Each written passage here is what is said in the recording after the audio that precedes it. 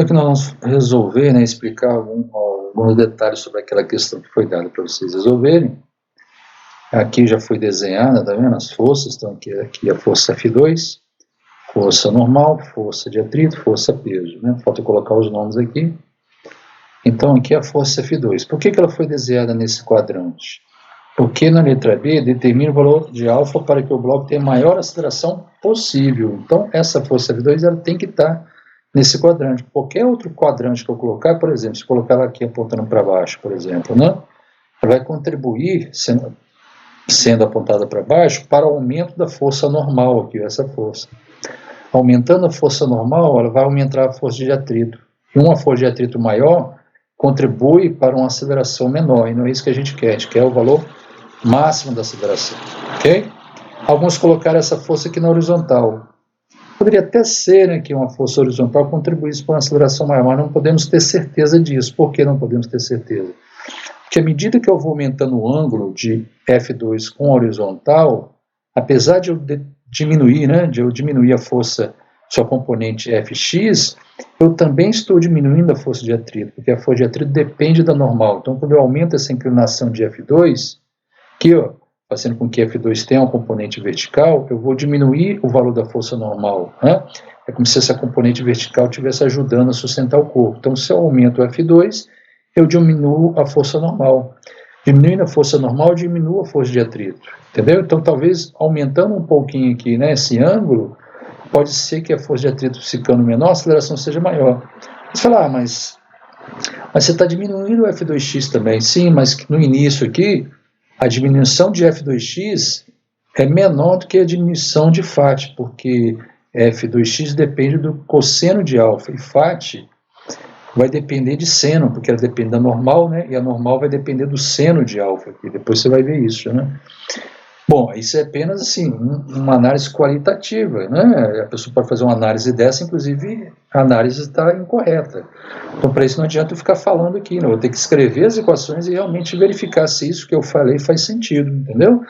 O que eu não posso fazer aqui é já admitir, esse ângulo é o exato porque a F2x é má. Sim, mas quando eu mexo aqui em F2, eu mexo em outros valores, eu mexo em N, eu mexo em φ, então tem outras forças também que dependem de alfa, entendeu? Então não posso só dizer que colocando F2 na horizontal já vai dar o máximo de A, porque quando eu mexo em alfa, eu mexo em outras forças também, entendeu? Então eu tenho que escrever a equação e analisar a equação. Então a gente vai fazer isso. Eu já resolvi, aqui a gente só vai explicar como é que foi feito. Então o que eu fiz aqui? Ó? Primeiro apliquei a segunda lei de Newton ao bloco, né? Força resultante igual a massa vezes a aceleração. Substituir todas as forças, então a força resultante vai ser a força que o chão, né? A força de contato, né? Que o chão tem com a caixa, né? Essa força de contato, na verdade, é a soma da força normal com a força de atrito, entendeu? A força que o chão faz na caixa não é a força normal. A força que o chão faz na caixa não é a força de atrito. A força que o chão faz na caixa é a soma das duas, entendeu? Na verdade, aquelas duas forças, força normal e força de atrito, é o chão que aplica. Ou seja, elas são componentes da força que o chão aplica na caixa, entendeu? Então eu chamei aqui força de C. Você pode entender como força que o chão aplica na caixa, né? FC, ou simplesmente força de contato, FC também, tá? Então eu chamei aqui a força que o chão aplica na caixa, FC, mais na caixa a caixa também tem peso, está aqui o peso. F2 é a força que é dada no problema, né? Não diz quem é que está aplicando nela, alguém ali, né, que está aplicando essa força. F também não diz quem está aplicando a força F, mas diz que existem essas duas forças sobre a caixa, né? F forma um ângulo θ com horizontal, F2 forma um ângulo alfa com horizontal, né? Esse alfa aí a gente vai descobrir, né? Ele quer na letra B qual o valor de alfa que faz o A ser máximo, entendeu? É isso que a gente quer resolver aqui, a gente está fazendo a letra B. O F, o ângulo é fixo, né? Para cada aluno vai ter um ângulo de θ aí, né? Vai depender do seu número. Só calcular isso, você já sabe. Então esse ângulo aí é fixo. O alfa a gente vai descobrir, é a nossa incógnita. A gente quer descobrir qual o valor de alfa para que a aceleração seja máxima. Então o que eu fiz aqui? Nós pegamos essa equação que é vetorial e decompomos na direção y e direção x, tá? Na direção y você vai ter o quê? Aí você vai olhar aqui, ó. Fc. Qual a componente da força que o chão aplica na caixa na direção vertical? É a força normal. Tá aqui. Aí peso. Peso já é vertical, então sua componente vertical é ele mesmo, está aqui. Só que aparece o menos, né? Por quê? Porque nós estamos trabalhando na forma escalar. Essas letras N, P, F, FY, F2, elas simbolizam módulos, né? Módulos de uma componente, tá? Então N, P, F, FY, F2 aqui, F2Y, representam módulos de uma componente. Só que a equação precisa saber, além do valor da componente, precisa saber o sentido do vetor, né? Então, na direção Y, a força normal aponta para cima. Então, a sua componente escalar tem que ter um sinal de mais aqui, ó. Então, imagine um mais aqui na frente. Já o peso aponta para baixo, então você vai colocar um menos na frente dele, para dizer para a equação que esse vetor peso, P aqui, tá vendo? Aponta para baixo, então menos P. O F2, pelo nosso, né, nós estamos admitindo aqui, tá vendo? Que o F2 está nesse quadrante, então dessa forma, nosso F2Y vai apontar para cima, por isso mais aqui, ó. E a componente FY, vamos voltar lá, F esse vetor, então a sua componente FY aponta para baixo. Então tá aqui, ó, menos FY. Isso tudo é igual a zero, por quê? Porque na vertical, tá vendo aqui, ó, do lado direito é A, só que na vertical não existe aceleração, então a componente de A na vertical é zero, então 0 vezes M vai dar zero, tá aqui. Então isso foi a decomposição dessa equação vetorial na direção Y. Agora vamos fazer a mesma equação na direção X, então volta aqui. Qual a componente da força que o chão faz na caixa na direção horizontal? É a força de atrito, está aqui, ó. Como essa força de atrito aponta para a esquerda, vou colocar o sinal de menos para dizer isso, tá? Depois peso, tem componente na direção X? Não, por isso ela não aparece aqui, tá vendo? F2 tem componente na direção X? Tem, e aponta para a direita, por isso mais F2X. F tem componente na direção X, também aponta para a direita, por isso mais Fx. Isso tudo é igual a M vezes A. A componente de A na direção X é o próprio A, né? Porque o movimento é somente nessa direção. Então, temos essas duas equações, equação 2 e equação 3. O que nós vamos fazer agora? Aqui, nós vamos isolar a aceleração da equação 3. Aqui, tá vendo? Equação 3, nós queremos escrever A em função de alfa. Então, nós vamos isolar o A aqui. Então, é só passar o M dividindo, né? Aqui, ó, passei o M dividindo, tá aqui. Posso fazer o que agora? Substituir o FAT por μ vezes normal. Então, fiz isso aqui embaixo, ó, no lugar de FAT, μ vezes normal. Lembre-se que esse N aqui é o módulo da força normal, tá? Então, chegamos a essa equação. Além disso, aqui, ó, F2x, tá vendo?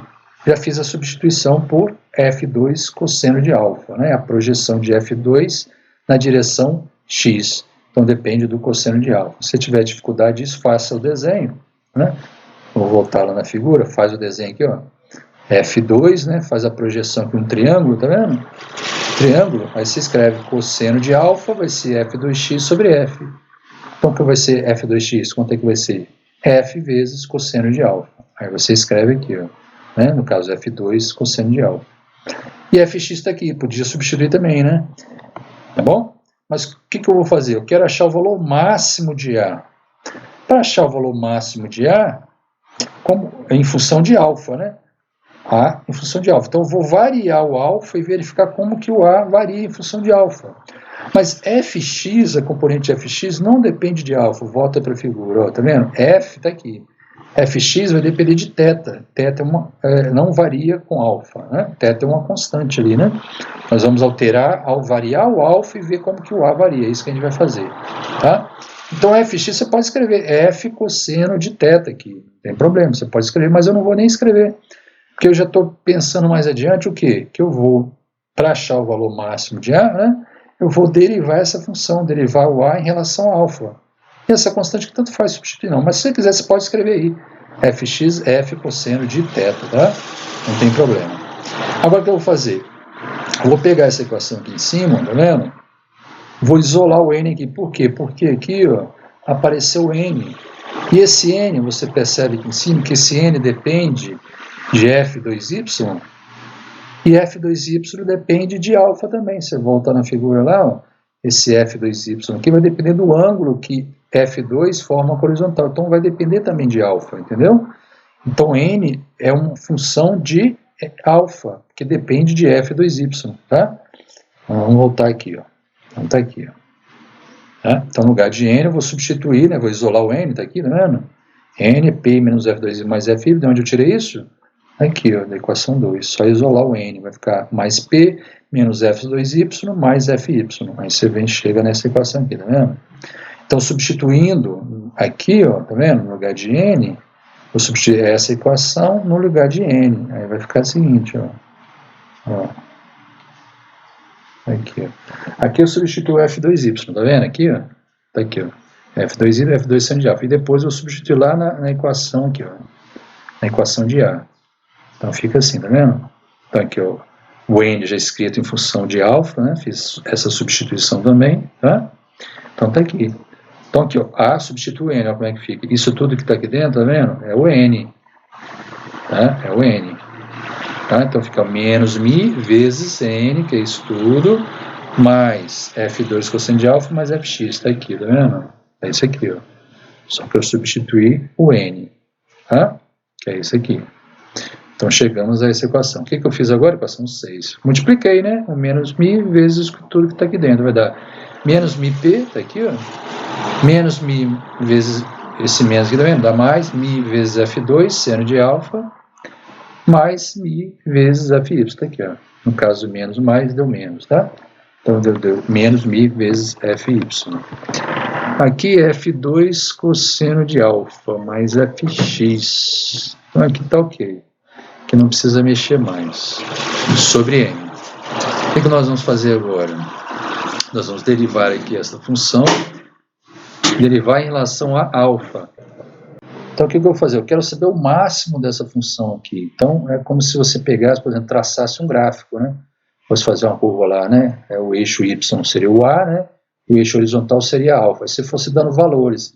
Quando alfa for 0, aí substitui aqui e faz a conta. Faz uma tabelinha. Quando o alfa for 1 grau, faz a conta, acha o valor de A. Quando o alfa for 2, for fazendo isso até chegar em 90 graus. Aí você vai, marca os pontinhos, traça o gráfico. Aí você vai perceber que tem um máximo ali, né? Tem um máximo. Aí você descobre qual o valor de alfa que faz com que o A seja máximo, entendeu? Uma ideia seria essa, você traçar o gráfico e você então achar o valor de alfa que faz com que nesse gráfico, né, você tenha um pico desse gráfico, o valor, que é o valor máximo de A. Essa é uma maneira rudimentar. Outra maneira é o quê? Você fazer a derivada de A em função de alfa. Porque a derivada te dá a inclinação do gráfico. Onde for máximo ou onde for mínimo, a inclinação é 0. Então faz a derivada igual a 0, você vai achar os pontos de máximo ou de mínimo, né? Então você vai achar um ponto aqui só que a derivada é 0, entre alfa de 0 a 90, tá? De 0 a 90 graus. Então vamos fazer isso, a derivada. Então quando eu faço a derivada que A em relação a alfa, fica o quê? Vamos lá. Derivada de menos πp. Esse aqui, μp, é uma constante, a derivada é 0. Então some. Esse m dividindo aqui, esse m é uma constante, então você pode tirar fora da derivada aqui, deixar ele quietinho fora aqui, né? 1 sobre m aqui do lado de fora e derivando o restante, tá? No final você multiplica ele de volta. Então ele fica aqui embaixo, não afeta em nada, né? Então agora a derivada dessa parcela aqui, ó, mi f2 seno de alfa, né? Mi f2 é constante, então você repete aqui, tá vendo? Essa derivada do seno de alfa em relação a alfa, né? É o cosseno de alfa, tá aqui, ó. Menos mi fy. Mi fy é constante, porque mi é constante e fy não depende de alfa, né? Fy depende de θ. Então, em relação a alfa, isso aqui é uma constante. Na hora que você derivar é 0, então não aparece nada aqui, tá? Aqui, novamente, ó, tem algo dependendo de alfa. Então, na hora que você derivar, vai aparecer alguma coisa. Então, vamos lá.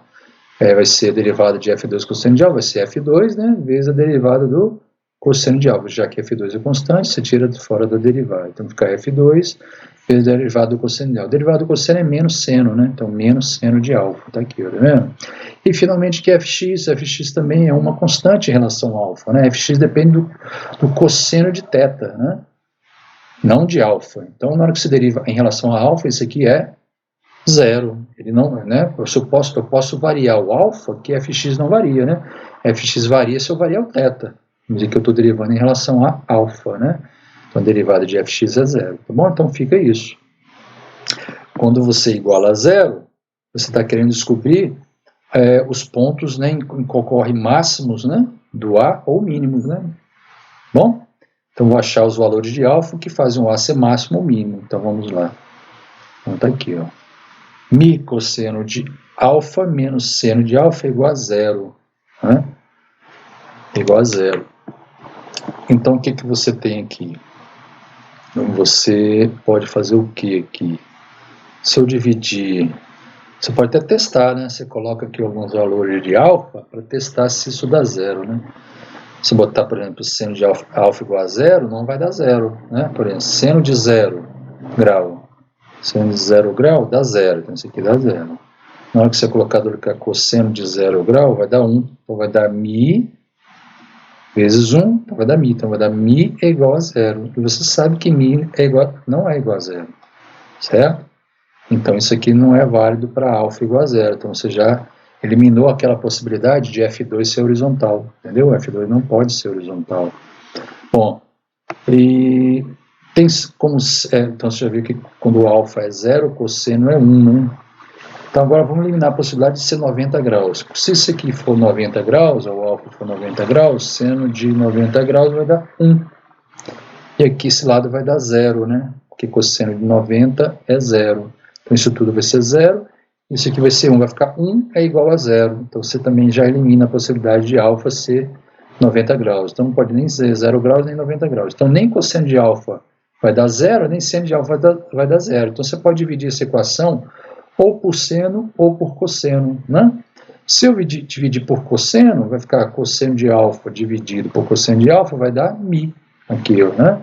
E seno de alfa dividido por cosseno de alfa vai dar tangente de alfa. Então vai ficar mi igual tangente de alfa, ou tangente de alfa igual a mi, tanto faz. Aí provavelmente se você fizer a conta, você vai achar que esse alfa em radianos é 0,126. É quase a mesma coisa, de fato, porque para ângulos pequenos, né?